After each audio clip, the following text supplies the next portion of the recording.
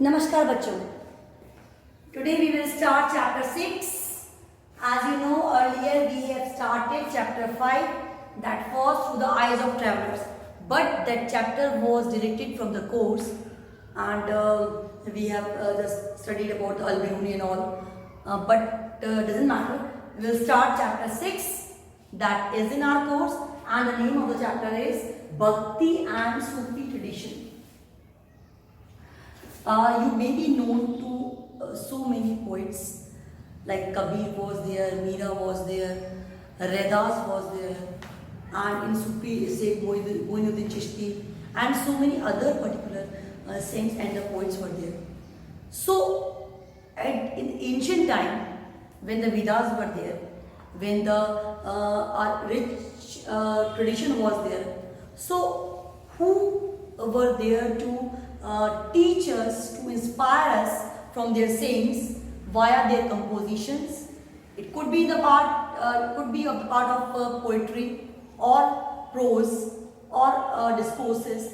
So how the things were going on at the time, and who were those personalities, and what were their writing style, what were the type of their expression. So all we are going to study in this particular chapter. And first we'll see what sort of traditions were evolved there, and how the people were practicing the old traditions, how they were believing in that. About all these things we are going to study.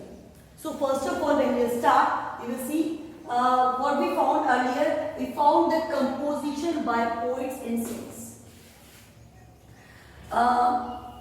It was tradition that whosoever the great personality, जो भी great personalities होती हैं, they used to write their thoughts, their beliefs, their poetry. They used to express the things in oral way. वो orally अपनी बात को बताती हैं, और जो उनके disciples होते हैं, followers होते हैं, they used to write them. वो उनका अकाउंट बनाते हैं, उनको कलेक्ट करते हैं. So this is the main common thing among all poets and saints. Whatever they were saying orally. वो अपनी बात को लिख नहीं रहे थे, उनको लिखने का काम कर रहे थे उनके फॉलोअर्स, उनके disciples. So see only expression in regional language by the owner. अब कंपोजिशन तो थे उनके, बट वो एक्सप्रेस कैसे कर रहे थे? ऑर्डनरी लैंग्वेज में. ऐसा क्यों? अगर वो ऑर्डनरी लैंग्वेज में अपनी बात एक्सप्रेस नहीं करेंगे, तो जिन तक उन्हें अपनी बात पहुंचानी है, to whom they want to convey their message, they will not be able to convey that. Suppose we know English and we are going to rural area, हम गाँव में जा रहे हैं, लोकेलिटी में जा रहे हैं, जहाँ पे लोग बहुत ज़्यादा पढ़े लिखे नहीं हैं, लिटरेट नहीं हैं, and we are conveying our things in English. तो whether they will be able to understand? No. We have to use Hindi, we have to use their own language. उनकी जो लोकल लैंग्वेज होगी, उसमें हम उनकी बात करेंगे, तो they will feel the attachment, और वो उस बात को समझेंगे भी. तो ऐसे कई एग्जाम्पल जैसे कबीर हैं, वो अपनी बात उन्होंने सारी लोकल लैंग्वेज में कही है. रहीम हुए, रसखान हुए, they all said their sayings in the local language, जिससे लोग उस बात को, उस भाषा को समझ पाए, ब्रज भाषा को समझ पाए. सो आप कबीर की दोहे देखिए, तो सारे उनकी जो वर्डिंग्स होती हैं, उनके जो शब्द होते हैं, वो सारे ऐसे होते हैं कि कॉमन पीपल उसको समझ पाए, उसका मतलब निकाल पाए. जैसे कबीर का दोहा था, काकर पाथर जोड़ के मस्जिद ले चिनाए, ताऊ पर मुल्ला बाग दे क्या बहरा हुआ खुदा है. कि कंकड़ पत्थर जोड़ के हम कोई अपना रिलीजियस प्लेस बना रहे हैं, और उसके ऊपर हम भगवान को जोर से आवाज़ दे रहे हैं, तो ईश्वर अपनी बात मन से सुनता है. उसके लिए कोई प्रोपेगेंडा, उसके लिए कोई अनाउंसमेंट की जरूरत नहीं है. ये बंदे में भी होता है, दे यूज लाउड स्पीकर्स. तो वो कहते हैं हमें इन सब चीज़ों से, ये सारी जो आपका हम प्रोपेगेंडा करते हैं, जो दिखावा करते हैं, उससे दूर होके internally when we will recall the god, we will reach to them. हम उन तक अपनी बात पहुंचा पाएंगे बिना किसी बनावट की, बिना किसी डुअल पॉलिसी की. So this was Kabir. तो ऐसे ही बहुत सारे जो संत हुए, उन्होंने अपनी बात को रीजनल लैंग्वेज में कहा, so that local people can understand, local लोग उस बात को समझ पाए. Now the next one, these compositions after set to music were compiled by disciples and devotees generally after the death of the saints. और mostly जब उनकी death हो जाती थी, तो किसी की डेथ के बाद उसको कैसे जिंदा रखना है, उसकी बातों से, उसकी प्रीचिंग से, उन चीज़ों को हम रिकॉर्ड करेंगे, लोग पढ़ेंगे उनके बारे में, तो मैक्सिमम लोग उससे इंस्पायर हो पाएंगे. The people, those who were the devotee of Kabira and other poets, they were just writing the hagiographies and the biographies of saints. उनकी बायोग्राफी के बारे में लिखा, जैसे बायोग्राफी आज भी होती है, हम देखते हैं so many films are made of biography. So what we come to know about the person, हम उस पर्सन की पूरी जीवनी को, उसकी पर्टिकुलर लाइफस्टाइल को, उसकी लाइफ में क्या क्या इंसिडेंट्स हुए, कैसे हमें इंस्पायर होना है, उन सब के बारे में हम जान लेते हैं. तो ऐसा ही हुआ कि लोगों की जो हेजियोग्राफी जो ग्रेट पर्सनैलिटीज होती हैं, उनकी स्टोरी या बायोग्राफी लिखी गई डिसिपल्स के द्वारा या जो फॉलोअर्स थे उनके द्वारा. तो हम इस टॉपिक में क्या हमने देखा कि पोइट्स जो थे वो अपनी राइटिंग लिख रहे थे, अपनी पोइट्री लिख रहे थे, अपनी बातों को कंपाइलेशन उनका जो था वो उनके डिस्कस कर रहे थे.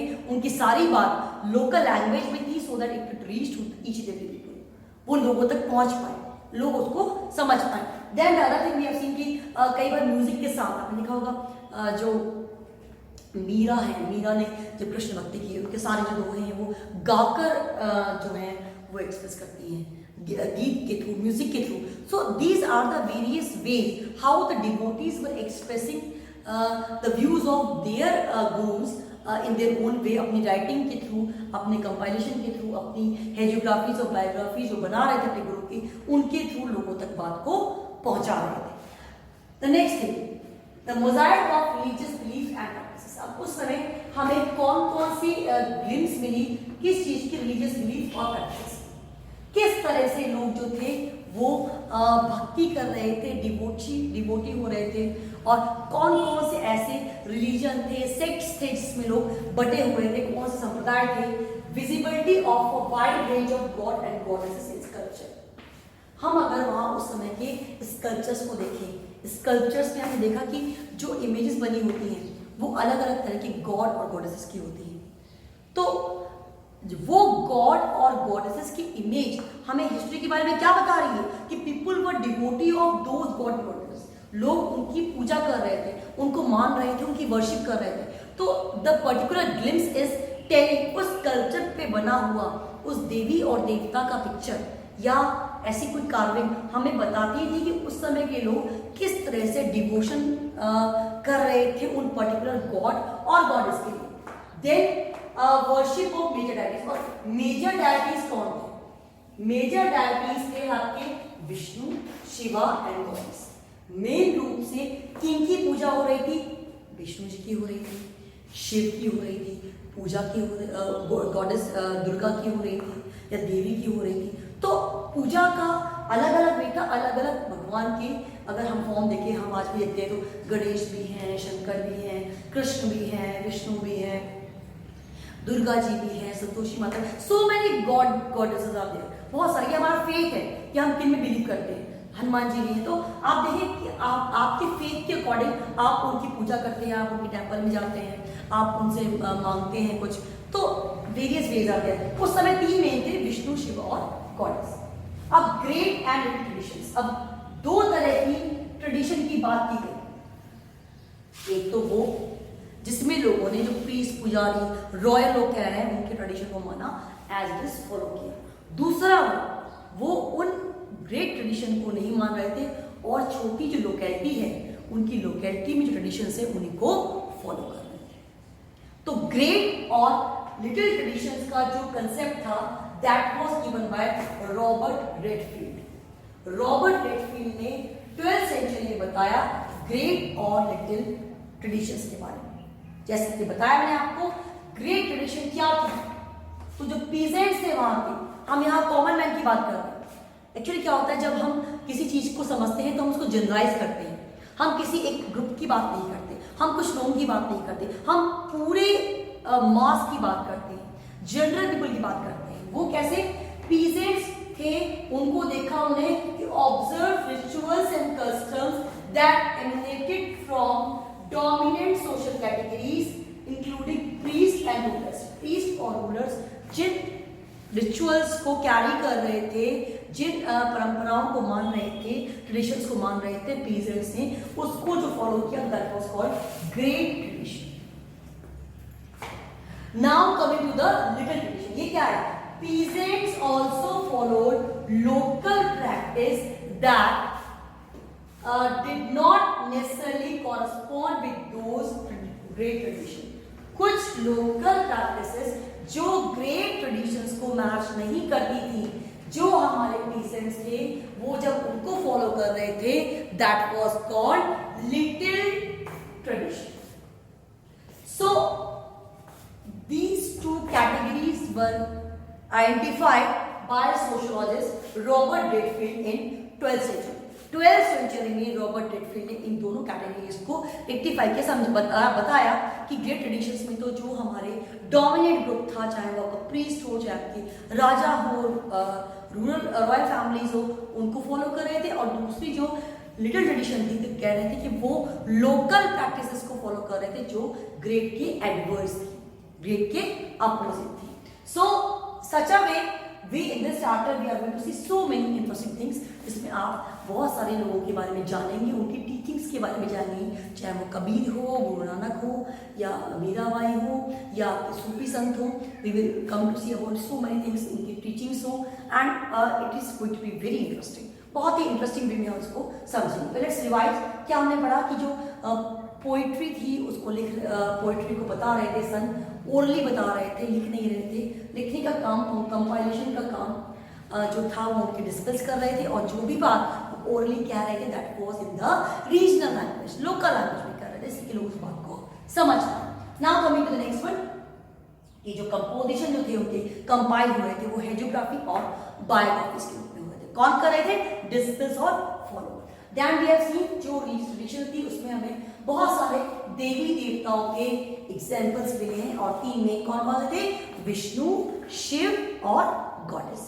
3 जो थे मेन डायटीज थे जिनका पिक्चर हमें स्कल्पचर पे मिला, और जिनको देख के हमने जाना कि these 3 were worship by the majority of the people.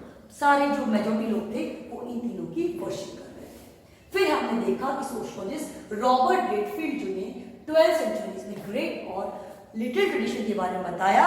Great tradition जहां पे हम रॉयल फैमिलीज को, डोमिनेंट ग्रुप्स को, प्रीस्ट को फॉलो कर रहे हैं, और लिटिल ट्रेडिशंस में हम किसको फॉलो कर रहे हैं? हम प्रैक्टिसेस जो लोकल प्रैक्टिसेस हैं उनको फॉलो कर रहे हैं. So in such a way we have seen the difference between the great and the little tradition. So every topic is covering some questions, हमें उनके लिए प्रिपेयर होना चाहिए. इन ट्रेडिशंस को किसने बताया? रॉबर्ट रेडफील्ड ने बताया. कब बताया? 12th सेंचुरी में बताया. ग्रेट ट्रेडिशन क्या थी, लिटिल ट्रेडिशन क्या थी, how the great people were expressing their views orally, in which language? Regional language. Which were the 3 main deities of that time? Vishnu, Shiva and goddess. So in such a way questions can come from any part, so do read from the book of NCERT. ये आपके starting में 2 pages हैं जो हमने आज study किए. आप इनको NCERT से पढ़ें. Definitely I am going to send some videos, reference videos and few questions from the topic. So you need to solve the questions in your notebook. वो आपको सॉल्व भी करने हैं अपनी हिस्ट्री की नोटबुक में. तो बच्चों this chapter again I will say it's very interesting and definitely you will learn so many things. आपको बहुत सारी चीजें इससे सीखने को मिलेंगी. History is a story. आप हम जब इसको स्टोरी वे में डिस्कस करते हैं, पढ़ते ही एक बहुत ही अच्छे मैनर में, एक बहुत ही इंटरेस्टिंग मैनर में हमें समझ में आती है.